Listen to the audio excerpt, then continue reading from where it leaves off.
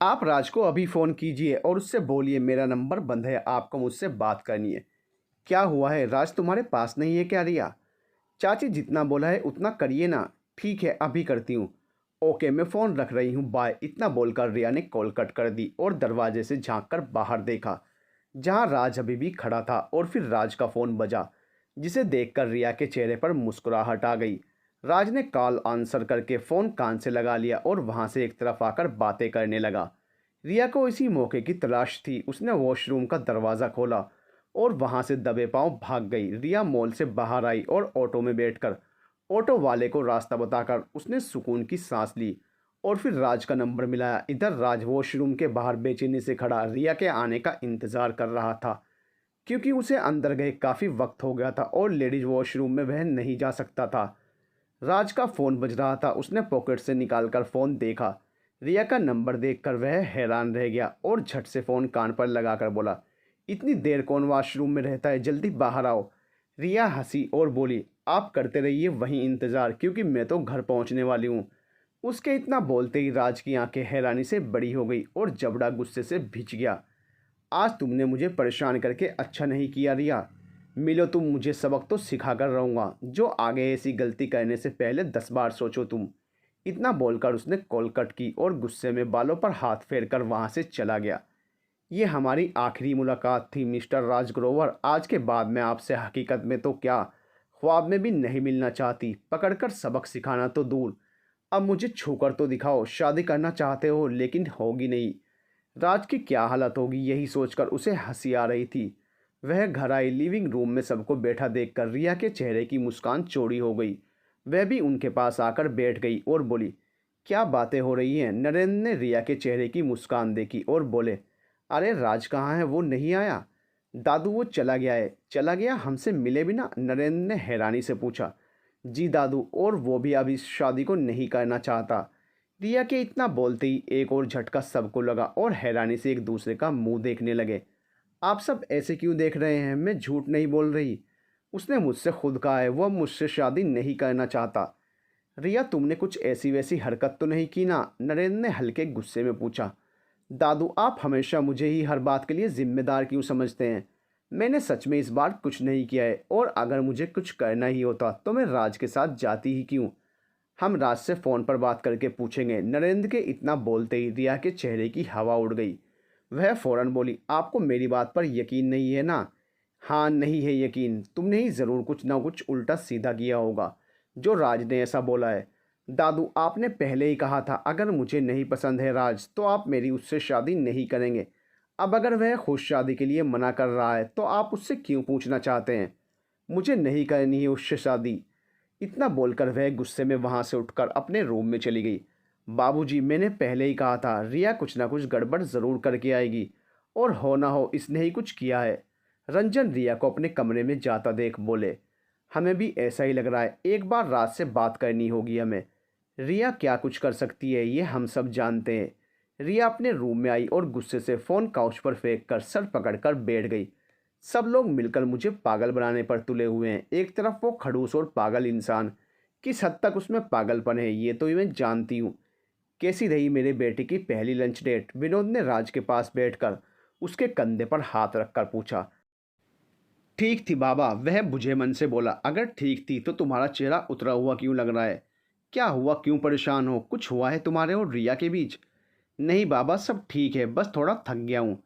तुम जाकर आराम करो, हम फिर बात करते हैं। जी बाबा, राज ने बुझे मन से कहा और अपने रूम में चला गया। रिया ने आज हद ही पार कर दी। उसे ऐसा नहीं करना चाहिए था। 2 बार उसे बेवकूफ़ बनाया और लोगों के आगे जलील करने में कोई कसर नहीं छोड़ी। ये बोलकर वह उसे छेड़ रहा था। छेड़ना क्या होता है ये अब मैं उसे बताऊंगा। राज गुस्से में अपना ब्लेजर उतार कर बेड पर फेंक कर बोला। राज नहाकर रूम में आया ही था जब विनोद उसके रूम में आए और बोले, राज नरेंद्र जी का फ़ोन आया था, वो बता रहे थे तुमने रिया से मना कर दिया है, तुम्हें रिया पसंद नहीं है और तुम उससे शादी नहीं करना चाहते। क्या? उसने हैरानी से पूछा।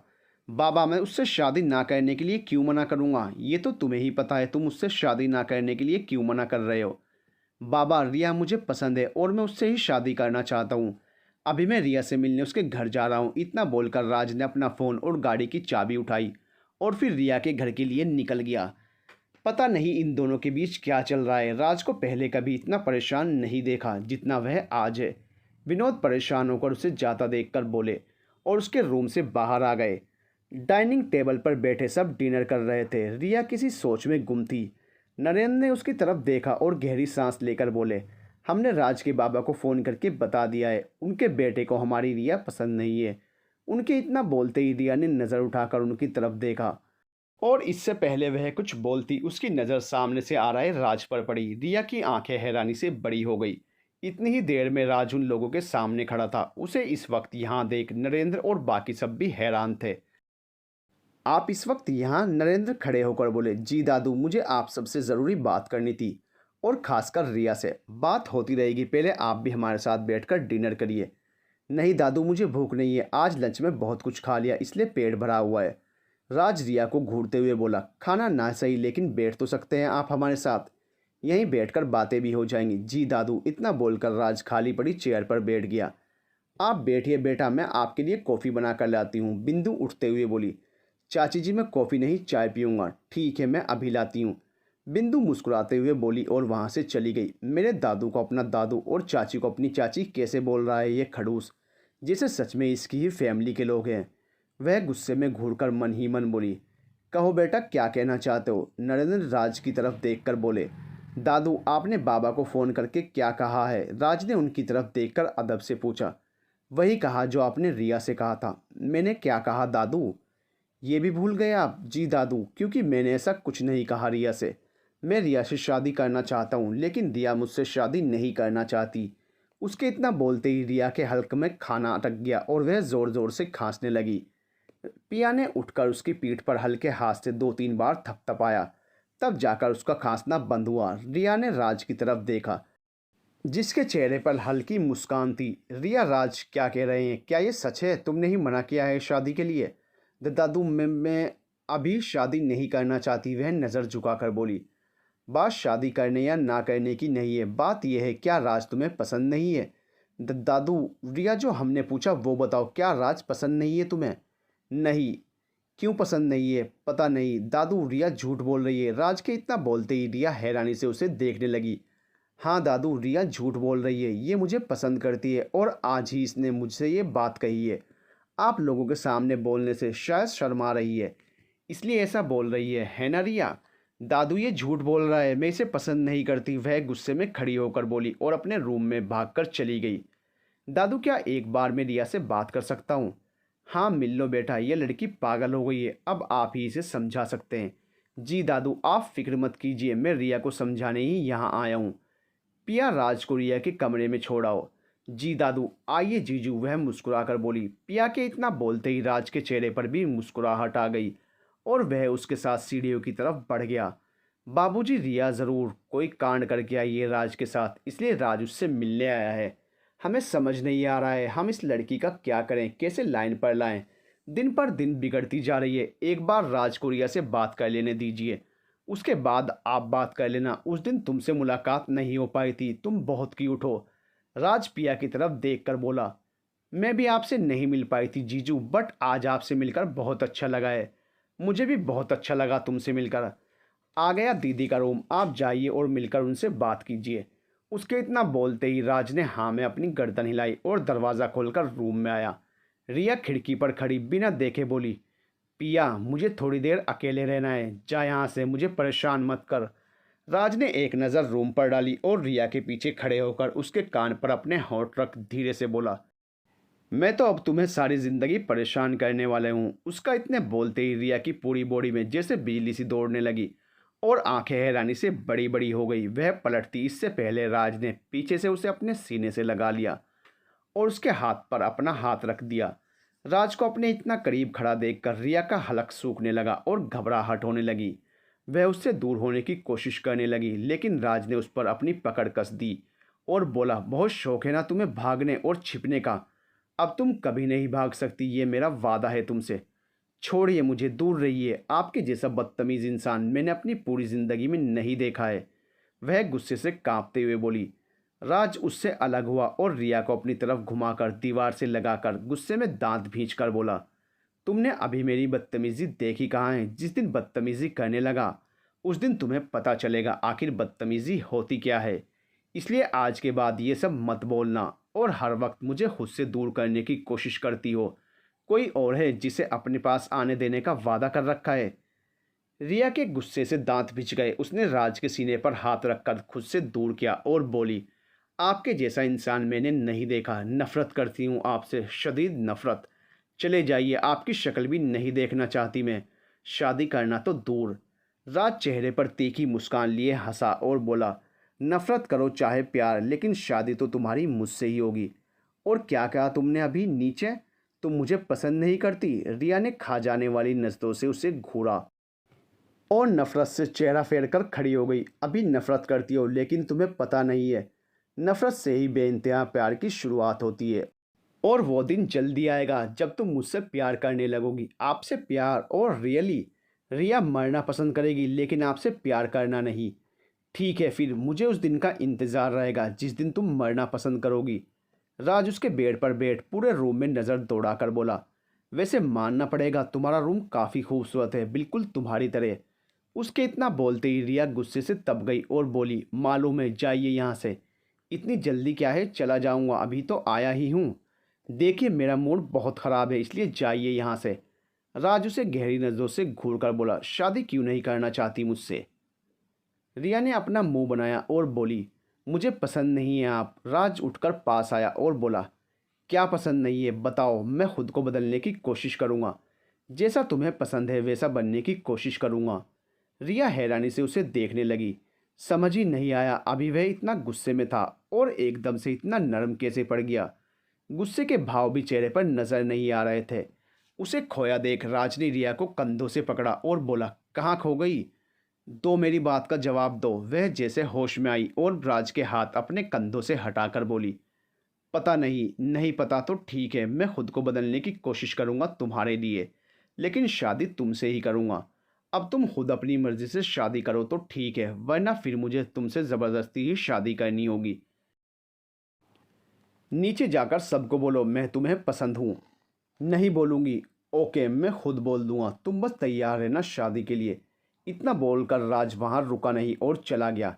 कितना अजीब इंसान है। रिया ने उसके जाने के बाद सुकून की सांस ली और रूम से बाहर आकर नीचे देखने लगी जहाँ राज उसके दादू के सामने खड़ा था। क्या कहा रिया ने? दादू, उसे मुझसे या फिर इस शादी से कोई प्रॉब्लम नहीं है, वह तैयार है शादी के लिए। आप बस शादी की तैयारी कीजिए। रिया का मुंह हैरानी से खुल गया उसके इतना बड़ा झूठ बोलने पर, लेकिन वह कुछ नहीं बोल पाई और उसका झूठ खड़ी सुनती रही। फिर भी हम रिया से एक बार पूछना चाहेंगे। हम विनोद और रेखा से मिलकर बात करते हैं और शादी की तैयारी करते हैं। फिर अब मैं चलता हूँ दादू, फिर मिलता हूँ आपसे। इतना बोलकर राज ने नरेंद्र के पैर छुए और फिर रंजन के पैर छूकर उनसे विदा लेकर बाहर आया और अपनी गाड़ी में बैठकर रिया का नंबर मिलाया। रूम के बाहर खड़ी रिया के कानों में जैसे ही फ़ोन की रिंग पड़ी, वह फ़ौरन रूम में आई और राज का नंबर देखकर गुस्से में बोली, हिम्मत कैसे हुई आगे? तुम कुछ बोलो, पहले मेरी बात सुनो। राज उसकी बात बीच में काट कर बोला, मुझे आपकी कोई बात नहीं सुननी है और मैं और दादू से मना कर दूंगी। मैंने यही तो बताने के लिए तुम्हें फ़ोन किया है, तुम मना नहीं करोगी। अगर तुमने मना किया फिर उसके बाद जो होगा उसकी जिम्मेदार तुम खुद होगी, ये बात याद रखना। आप धमका रहे हैं मुझे। जो लोग मेरे दिल के करीब होते हैं मैं उन्हें बताता हूँ, समझाता नहीं। अब तुम खुद समझदार हो, तुम्हें क्या करना है और क्या नहीं ये तुम पर है। जल्द मुलाकात होती है तुमसे, बाय। इतना बोलकर राज ने कॉल कट की और फ़ोन डेस्क बोर्ड पर डालकर गाड़ी आगे बढ़ा दी।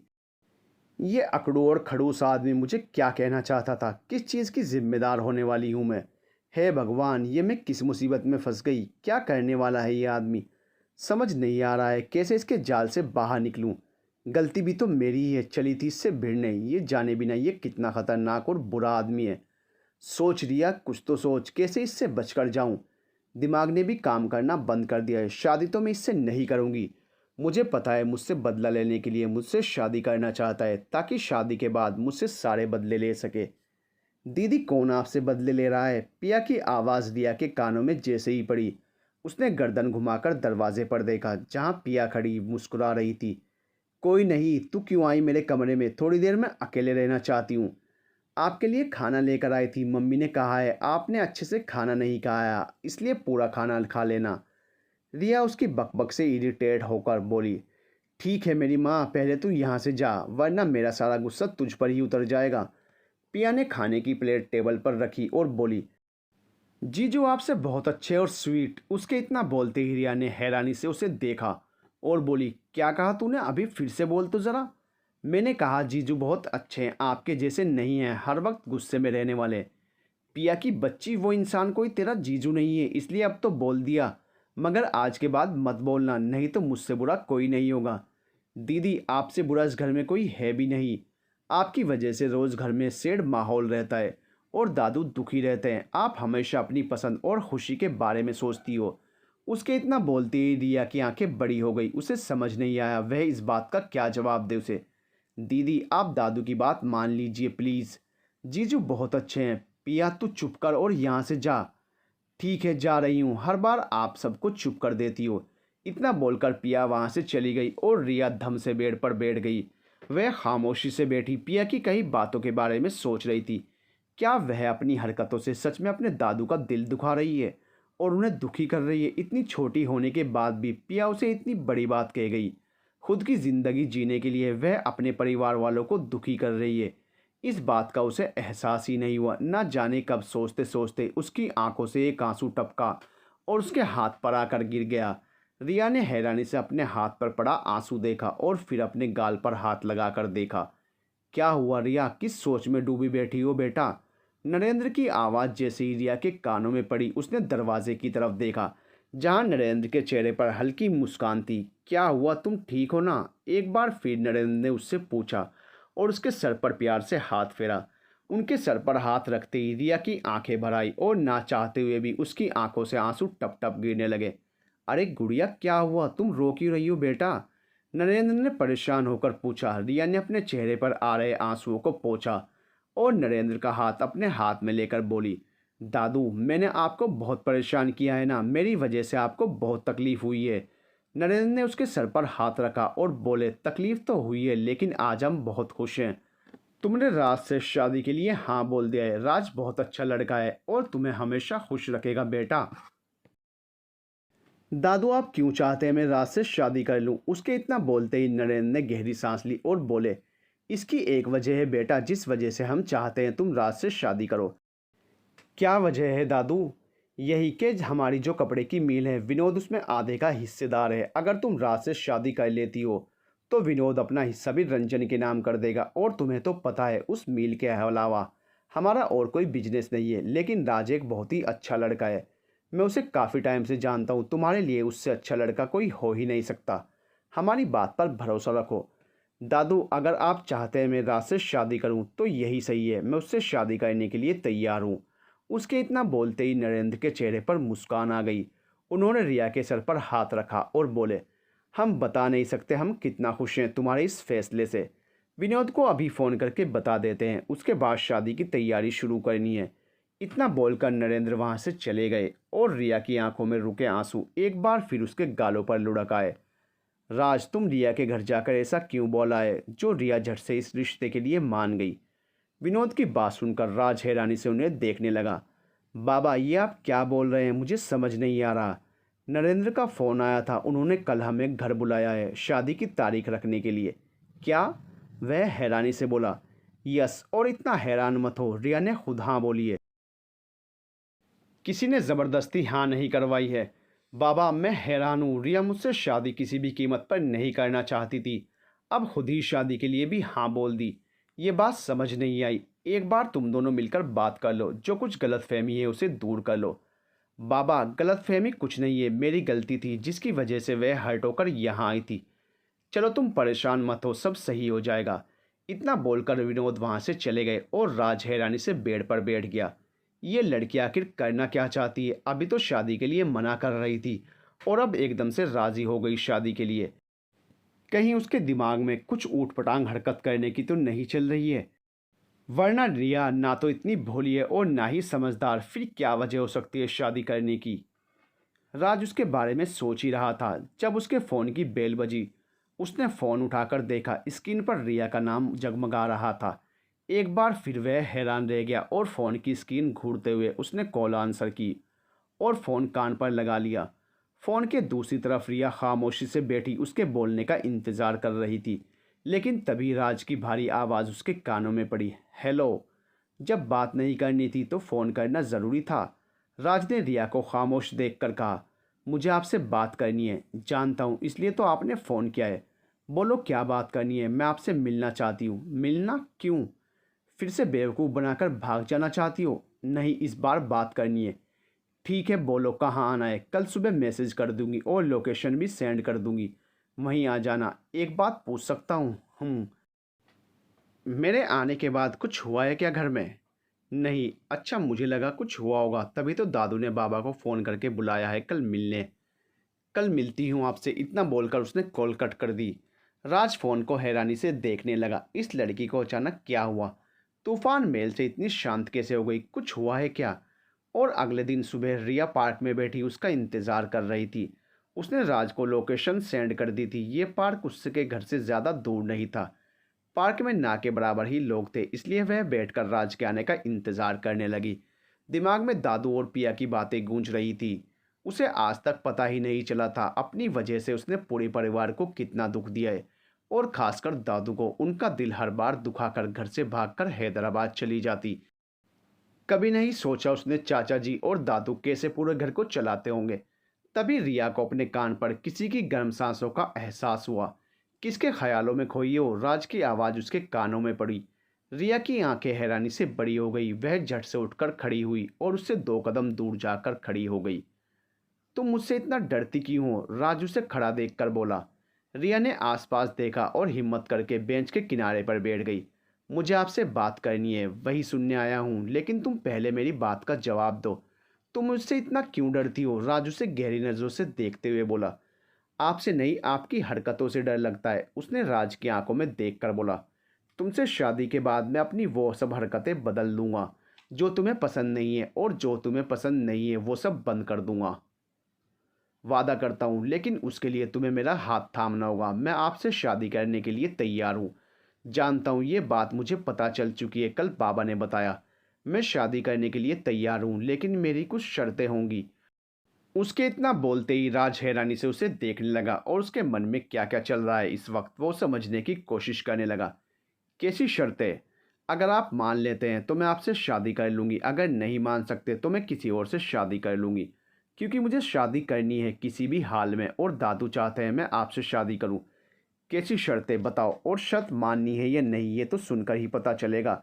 शादी के बाद आप मेरे करीब नहीं आएंगे जब तक मैं ना चाहूँ। उसके इतना बोलते ही राज की आंखें छोटी हो गई। और क्या शर्त है? रिया को चुप देखकर राज ने पूछा। मैं क्या करती हूँ क्या नहीं, क्या पहनती हूँ और क्या नहीं, आप मुझे नहीं टोकेंगे, क्योंकि ये मेरी ज़िंदगी है और मैं अपने हिसाब से जीना चाहती हूँ। और भी शर्त है या बस यही शर्त थी? इतनी ही शर्त है या बस? उसके इतना बोलते ही रिया ने हैरानी से उसकी तरफ देखा। उसने कुछ बोलने के लिए मुंह खोला ही था, तभी राज बोला, मुझे तुमसे शादी करनी है। ये प्यार है या तुम मेरी जिद हो नहीं मालूम, लेकिन तुम मुझे चाहिए किसी भी कीमत पर, अपने आसपास, अपने करीब। और रही बात तुम्हारे साथ फिजिकल होने की, तो मुझे इन सब में कोई इंटरेस्ट नहीं है। जब तक तुम नहीं चाहोगी मैं तुम्हारे करीब नहीं आऊँगा। लेकिन तुम क्या करती हो, कहाँ जाती हो और क्या पहनती हो, ये तुम अपनी मर्ज़ी से नहीं कर सकती। शादी के बाद ये सब तो तुम नहीं पहन सकती। साड़ी, सूट, इन सब में से कुछ भी पहनो, मुझे कोई प्रॉब्लम नहीं होगी। लेकिन ये सब नहीं चलेगा, और कहीं भी जाओगी मुझसे पूछ कर जाना होगा तुम्हें। मेरी ज़िंदगी है, मैं अपने हिसाब से नहीं जी सकती। ऑफ कोर्स जी सकती हो, किसने मना किया है? एक बात मैंने तुम्हारी मानी, एक बात तुम मेरी मान लो, हिसाब बराबर। ऐसे कैसे हिसाब बराबर? उसने हैरानी से पूछा। अगर नहीं मेरी इतनी बात मान सकती तो मैं भी क्यों तुम्हारी बात मानूं? फिर मैं भी शादी के बाद तुम्हारे साथ फिजिकल हो सकता हूँ, इसकी कोई गारंटी नहीं है। तुम बीवी होगी मेरी। ये क्या बोल रहे हैं आप? उसने हैरानी से पूछा। इतना हैरान होने वाली कोई बात नहीं है। तुम मेरी बात मानोगी तो मैं भी तुम्हारी बात मानूंगा, वरना भूल जाओ फिर।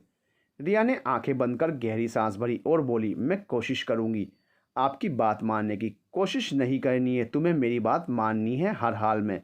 राज के इतना बोलते ही रिया ने गुस्से से घूरा और बोली, मैं गलत थी जो आपसे शादी करने के लिए तैयार हो गई और आपसे बात करने यहाँ आई। लेकिन आप तो खुद को पता नहीं क्या समझ रहे हैं। मुझे आपसे शादी करनी ही नहीं है। तुम्हारे पास मुझसे शादी करने के अलावा अब कोई ऑप्शन ही नहीं है, इसलिए ये सब बोलना और सोचना बंद कर दो और घर जाकर शादी की तैयारी करो। आप कभी नहीं बदल सकते, वही अकड़ू खड़ूस और एक नंबर के बदतमीज़ इंसान हैं। इतना बोलकर रिया खड़ी हुई और जाने लगी, लेकिन जाते जाते उसके कदम रुक गए। उसने राज की तरफ देखा और बोली, नफरत करती हूँ आपसे। शादी दादू की वजह से कर रही थी, लेकिन मैं गलत थी। अब चाहे कुछ भी हो जाए, मैं आपसे शादी नहीं करूँगी। इतना बोलकर वह रुकी नहीं और वहाँ से चली गई। राज उसे जाता देख मुस्कुराकर बोला, नफरत करो या फिर प्यार, लेकिन शादी तो हमारी होकर रहेगी, वह भी बहुत जल्द। शादी की तारीख रखी जा चुकी थी। इस महीने के लास्ट की तारीख थी। जिस दिन शादी होनी तय हुई, सब खुश थे सिवाय रिया के। उसे नहीं करनी थी राज से शादी, और वह जा भी नहीं सकती। एक बार फिर नरेंद्र का दिल दुखाकर किसी और से नरेंद्र उसकी शादी होने नहीं देंगे, ये बात वह समझ चुकी। किसी और से शादी करने के लिए रिया तैयार थी, लेकिन राज से नहीं। आधी से ज़्यादा रात हो गई थी और घर में सब सो चुके थे। रिया ने स्टडी टेबल पर बैठकर एक नोट लिखा और वहीं रखकर अपना छोटा सा बैग उठाया और इस अंधेरी रात में एक बार फिर घर से निकल गई। जिसकी मंजिल नहीं पता थी कहाँ है और वह कहाँ जा रही है, लेकिन कुछ दिन उसे यहाँ से दूर जाना था, ताकि राज और उसके घर वाले रिया से उसकी शादी करने की रट न लगाए और वह लोग अपने बेटे के लिए किसी और लड़की को पसंद कर लें। सुबह 8 बजे का वक्त था और नरेंद्र लिविंग रूम में गुस्से में इधर उधर चक्कर काट रहे थे। हाथ में रिया का लिखा नोट था और वहीं टेबल पर उसका मोबाइल फ़ोन रखा था, जो वह यहीं छोड़ गई थी। बाबूजी, रिया ने एक बार फिर हम सबको बेवकूफ़ बनाया। शादी की तारीख भी रखी जा चुकी है। अब हम राज के घर वालों को क्या जवाब देंगे? रिया ये शादी नहीं करना चाहती थी, इसलिए भाग गई। रंजन, तुम थोड़ी देर चुप रहो और हमें कुछ सोचने दो, ताकि हम रिया को समझाकर यहाँ वापस ले आएं। मैं तो कहता हूँ आप राज से बात करिए और उसे रिया के बारे में बता दीजिए, क्योंकि बाद में जो बदनामी होगी वो हम नहीं सह पाएंगे। नरेंद्र रंजन की बात सोचते हुए बोले, तुम शायद सही कह रहे हो, हमें राज से इस बारे में बात करनी चाहिए। शायद वह रिया को ढूंढ कर ले आए। इतना बोलकर नरेंद्र ने राज को फ़ोन किया और उसे घर आने का बोलकर फ़ोन वापस रख दिया। राज थोड़ी देर में आ रहा है, तुम बिंदु से बोलकर कुछ खाने का इंतज़ाम करवाओ। जी बाबूजी। इतना बोलकर रंजन किचन में चला गया और नरेंद्र किसी सोच में गुम वहीं बैठ गए। और फिर थोड़ी देर बाद राज नरेंद्र के सामने बैठा था। नरेंद्र ने उसकी तरफ रिया का लिखा नोट बढ़ा दिया, जिसे नासमझी में उसने ले लिया और खोलकर देखने लगा। उसमें कुछ लिखा था, जिसे पढ़ते हुए राज की आंखें हैरानी से बड़ी हो गई। जिसमें लिखा था, दादू, हर बार की तरह इस बार भी मैं आपका दिल दुखा रही हूँ। शायद आप मुझे माफ़ न करें, लेकिन मैं राज से शादी नहीं करना चाहती। राज के बदले आप मेरी शादी किसी से भी कर दें, मैं कुछ नहीं बोलूँगी, लेकिन मैं राज से शादी नहीं करना चाहती। प्लीज़ समझिए मेरी बात। मुझे पता है आप चाहते हैं मैं राज से ही शादी करूं, लेकिन मैं नहीं कर सकती, इसलिए ये घर छोड़कर जा रही हूं। और कहाँ जाऊंगी ये मुझे भी मालूम नहीं है। इस बार हैदराबाद नहीं जा रही मैं, एक ऐसी जगह जा रही हूँ जहाँ आप मुझे ढूंढ भी ना सकें। आई एम सॉरी दादू। रिया कब गई घर छोड़कर? उसने खड़े होकर पूछा। रात गई है और अपना फ़ोन भी नहीं लेकर गई। हमें समझ नहीं आ रहा है रिया कहाँ गई। वह नासमझ है, उसे नहीं पता दुनिया के बारे में। हमें डर लग रहा है, पता नहीं कहाँ होगी। नरेंद्र को परेशान देख राज बोला, दादू आप परेशान ना हो, मैं रिया को ढूंढ कर लेकर आऊँगा। वह जहाँ भी गई होगी मैं लेकर आऊँगा। आप सब शादी की तैयारी करिए। बेटा, अगर नहीं मिली रिया, ऐसी बातें मत बोलिए दादू। वह जहाँ भी और जिस भी कोने में जाकर छिपी होगी मैं लेकर आऊँगा उसे। आप अपना ख्याल रखिए और शादी की तैयारी करिए। इतना बोलकर राज रिया का लिखा नोट अपने साथ लेकर चला गया और गाड़ी में बैठकर वहाँ से निकल गया। ऐसे बुज़दिल की तरह डर डर कर भाग कर तुमने सही नहीं किया। तुम इतनी डरपोक हो ये नहीं जानता था मैं। दो परिवारों की इज्जत का सवाल है और तुम्हें वापस आना होगा। जहाँ भी तुम छिपी हो मैं तुम्हें ढूंढ कर रहूँगा और इस गलती के लिए सज़ा दूंगा, ताकि आने वाले वक्त में तुम फिर कभी ऐसा ना करो। सही नहीं किया तुमने रिया, सही नहीं किया। वह गुस्से में स्टीयरिंग पर हाथ मारकर बोला। इधर रिया अपने फ्लैट पर आई और अंदर से लॉक लगाकर सुकून से आकर काउच पर पसर गई। यहाँ आकर दुनिया जहान का सुकून मिलता है। उस रात से शादी ना करने का यही एक रास्ता था मेरे पास, जो मुझे ना चाहते हुए भी अपनाना पड़ा। दादू नाराज़ होंगे मालूम है मुझे, लेकिन मैं कुछ दिन बाद जाकर उन्हें मना लूँगी। उसके बाद जिससे शादी बोलेंगे हंसी हंसी कर लूँगी। तब तक राज नाम का विलेन मेरी ज़िंदगी से चला जाएगा। बस कुछ दिन फ्लैट से बाहर नहीं निकलना है। अगर वो राज यहाँ आया और गलती से भी उसने मुझे यहाँ देख लिया तो मुश्किल हो जाएगी। इसलिए फ़्रेश होकर महीने भर का राशन लेकर आती हूँ, ताकि मुझे यहाँ से बाहर ना जाना पड़े, और अपने लिए नया फ़ोन और एक सिम कार्ड भी लेकर आती हूँ। रिया ने अपना बैग उठाया और रूम में लेकर चली गई और फिर वह जिस बिल्डिंग में रहती थी उसके पास स्टोर में गई और वहां से महीने भर का राशन ले आई, जिसकी ज़रूरत उसे पड़ने वाली थी ताकि एक महीना आराम से उसका गुजारा हो जाए। अब राज उस तक कभी नहीं पहुंच सकता, यही सोचकर वह खुशी से उछल रही थी। राज रिया को सड़कों पर ढूंढता फिर रहा था। Bus stop, railway station, airport, हर जगह उसने अपने आदमियों को भेजकर रिया के बारे में पता लगाने को कहा, लेकिन रिया का कहीं भी कुछ पता नहीं चल रहा था। शायद वह इसी शहर में थी। यही सोचकर राज रिया को यहीं ढूंढ रहा था। उसे अंदाज़ा ही नहीं था वह हैदराबाद में अपने फ्लैट पर छुप कर बैठी है। रिया को ढूंढते हुए राज को बहुत गुस्सा आ रहा था। अगर सामने होती, राज कसकर दो तीन उसके कान के नीचे लगाता, लेकिन वह नहीं मिल रही थी और उसे ढूंढते हुए 15 दिन बीत गए। इसी बीच रिया के बारे में कुछ भी पता नहीं चला, जिस वजह से राज का गुस्सा रिया के लिए बढ़ता ही जा रहा था। शादी के सिर्फ 15 दिन बचे थे और लगभग सारी तैयारी हो गई थी। अगर कमी थी किसी चीज़ की तो वो थी लड़की, जिसका कोई अता पता नहीं था। पूरे शहर में ढूंढ लिया है, अब बस राज को हैदराबाद जाना था, एक बार वहां देखने के लिए, क्योंकि यहाँ कहीं नहीं थी वह। रिया के फ़ोन से उसके सारे दोस्तों के नंबर निकालकर सबसे पता कर लिया था, लेकिन वह कहीं नहीं थी। अब थकार कर उसे हैदराबाद जाना था और रिया को वहां ढूंढना था। शायद अब वह उसे वहीं मिल सकती थी। राज हैदराबाद पहुंच चुका था, वो भी सीधा रिया के फ्लैट पर। और इधर रिया के दिल की बेचैनी बढ़ती जा रही थी और अजीब से ख्याल मन में आ रहे थे, क्योंकि रिया भी राज को फ्लैट के पास देख चुकी थी। कैसे पता चला मैं यहाँ हूँ? कैसे आया ये खड़ूस इंसान यहाँ? भगवान प्लीज़ मुझे बचा ले इस आदमी से। कुछ कर रिया, तुझे कुछ करना होगा। रिया, ये इंसान तुझ तक नहीं पहुँच सकता। रिया ने दरवाजे का लॉक सही से बंद किया और पूरे फ्लैट की खिड़कियां बंद करने लगी और अपने रूम में आकर लंबी लंबी सांसें लेने लगी। लेकिन कुछ याद आते ही वह रूम से बाहर आई और बालकनी का दरवाज़ा बंद करने के लिए बालकनी की तरफ बढ़ गई, लेकिन उसके कदम वहीं रुक गए और आंखें हैरानी से बाहर आने को हो गई। बालकनी में राज सीने पर हाथ बांधे खड़ा था और उसे ही घूर रहा था। कितना और कहाँ तक भागोगी? मैंने कहा था ना, तुम मुझसे बचकर नहीं भाग सकती। राज उसकी तरफ अपने कदम बढ़ाते हुए बोला। राज को अपनी तरफ बढ़ता देख रिया के चेहरे पर डर साफ नजर आने लगा। वह इधर उधर देखने लगी और इससे पहले वह भागकर अपने रूम में जाती, राज तेज रफ्तार से उसके सामने आकर खड़ा हो गया और गुस्से से उसे घूरने लगा। आप यहाँ कैसे? वह इतना ही बोल पाई जब राज गुस्से में उसके करीब आया और रिया के सर के पीछे से उसके बाल पकड़कर रिया का चेहरा ऊपर किया। रिया की आंखों में नमी आ गई। वह राज का हाथ अपने बालों से हटाने के लिए कसमसाने लगी। छोड़ो मुझे, इतनी आसानी से नहीं छोड़ सकता। 15 दिनों से कुत्ते की तरह ढूंढता फिर रहा हूं तुम्हें, और तुम यहाँ छिप कर बैठी हो। तभी अचानक राज ने उसके माथे पर अपने होंठों से स्पर्श किया। राज की इस हरकत पर रिया शौक हो गई और आंखें बड़ी हो गई। पूरे जिस्म में बिजली दौड़ने लगी और कपकपाहट होने लगी। होश तब जाकर आया जब राज ने उसको छोड़ा। रिया कुछ समझ पाती या फिर बोल पाती। राज ने उसे कमर से पकड़ा और खुद से लगाकर बोला, यह सिर्फ एक ट्रेलर था, लेकिन अगर आज के बाद तुमने मुझसे भागने की कोशिश की तो फिर सज़ा के लिए तैयार रहना। इतना बोलकर राज ने रिया के गाल को अपने अंगूठे से छुआ और उसे छोड़कर जाकर काउच पर बैठ गया। रिया अभी भी शौक में वहीं खड़ी थी। उसे समझ नहीं आ रहा था अभी अभी क्या हुआ है। राज उसके करीब कैसे आ सकता है, वो भी उसकी बिना इजाज़त के?